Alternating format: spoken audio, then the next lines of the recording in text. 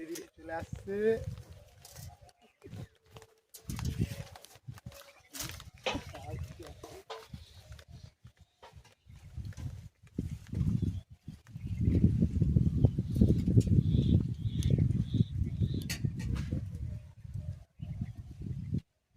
আজকে বাড়ি থেকে অনেকটা দূরে আমরা চলে এসেছি পিকনিক করতে মাঠের মধ্যে।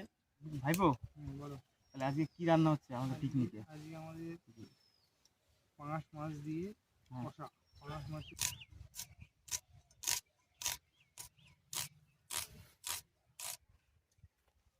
তোকে জ্বালাই শেষ হলি, তোকে কাজ করতে করতে না আমার সারা দিনটাই হয়ে গেল শেষ। খাবি তো একটু করে বৃষ্টি তুই নতুন জামা প্যান্ট পরে আইছে, দেখিয়ে দে একবার নতুন জামা কাপড়। নতুন জামা নাই, এইটা সেই নতুন জামা নাই, বৃষ্টি যদি কিনেছে।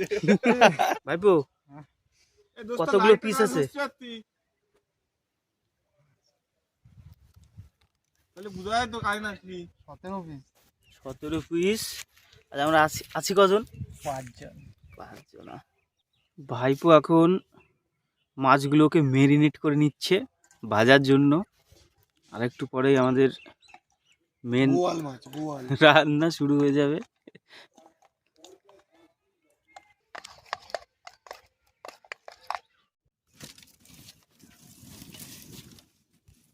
মাছ ভাজার জন্য ভাইপো কড়াইটা রেডি করছে।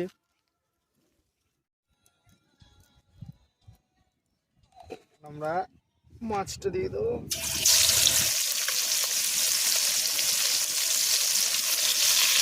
মাছ ভাজা হয়ে গেছে, এখন আমরা আলুটা দিয়ে দিচ্ছি। দেখো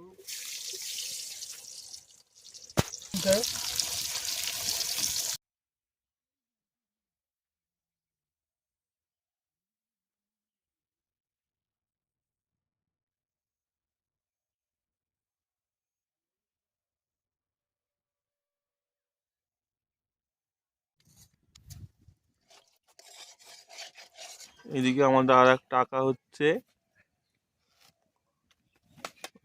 ওদিকে কি হবে রে?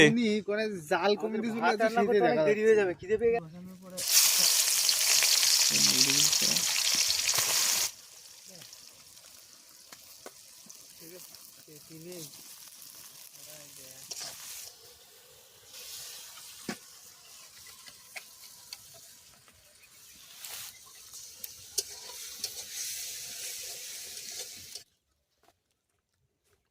আমি একটু সবার জন্য টিফিনের ব্যবস্থা করতে গেছিলাম, চুমুন নিয়ে আসলাম। টিফিন খাই আমরা ভাত দেখো আসো, সবাই মিলে আমরা টিফিন করে নিই।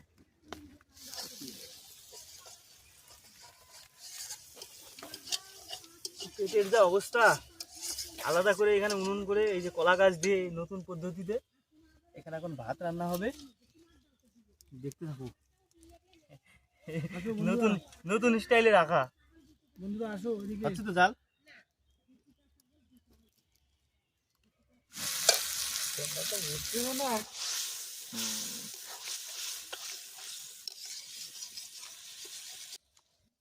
এর একটু শান্তিতে খেতেও দেবে না। টিফিন করছি সকাল থেকে কিছু খাইনি, আর এখন উনুনে চাল দিতে হচ্ছে। 1 পিস মাছ আমাকে বেশি দিতে হবে আজকে, এই উন্নত ধরনের বুদ্ধি বের করার জন্য।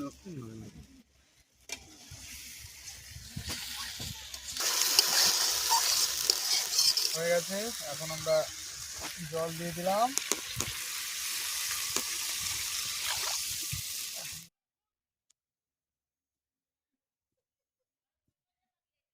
এখন আমাদের মাছ ঝুলে দেওয়া স্টার্ট। দেখো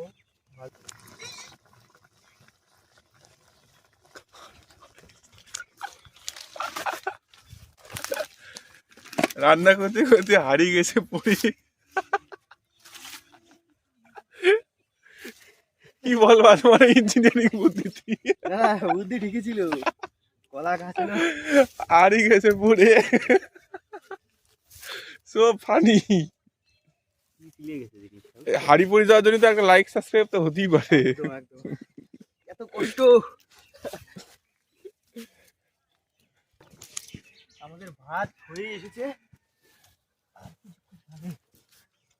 মনে হচ্ছে খুব স্ট্রাগল করতেছিস ভাত রান্না। আমাদের দুদিকে রান্না হচ্ছে, এখানে ভাত।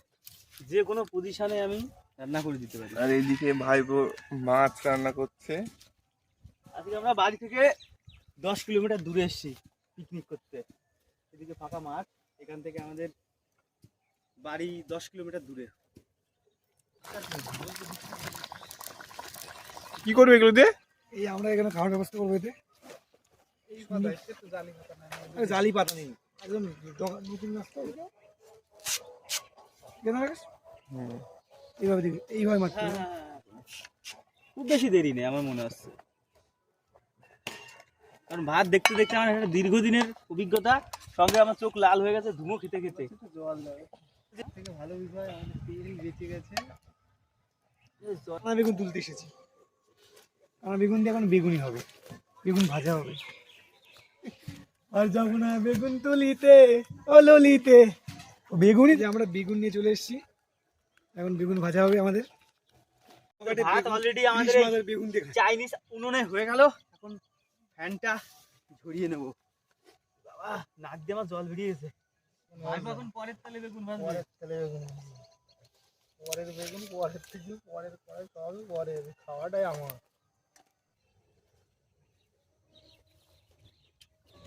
তেল একবার করে ভালো হয়।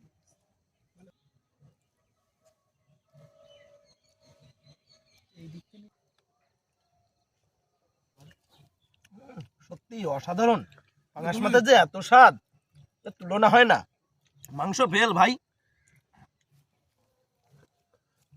পুরো ললিপপ দোস্ত, পুরো ললিপপ। দেখো পুরো একদম মধুকুলকুল। খেয়ে দেখি।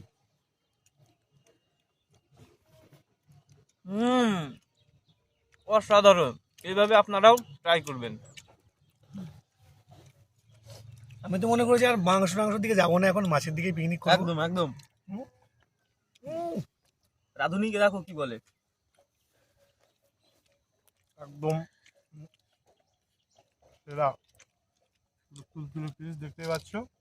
ভাইবো তোমার আবিষ্কার যে এত সুন্দর, মানে কল্পনার বাইরে, কল্পনাতীত। আমি পুরো স্পিচলেস।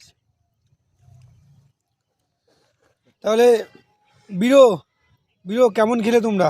আমি তখন থেকে খেয়ে যাচ্ছি কিন্তু এখনো একটা মাছ ধরা আছে। আমি কি করব, এত মাছ দিয়েছে এই কমিটি আমাকে, আমি খেতেই পাচ্ছি না। বিরো তোমার? আমার তো 5 মিনিট ধরে শুধু মাছই খাচ্ছে, ভাতই নেই ওই আমার। তোমার মাছ, মাছ শেষ করে তোমার দিয়েছি, পেটির খাই মাছটা কেমন ছিল? এই ভাষায় প্রকাশ করা যাবে না, এই হাত দিলে একদম ঝরে ঝরে পড়ে যাবে। শুয়োরের ছোট বোন।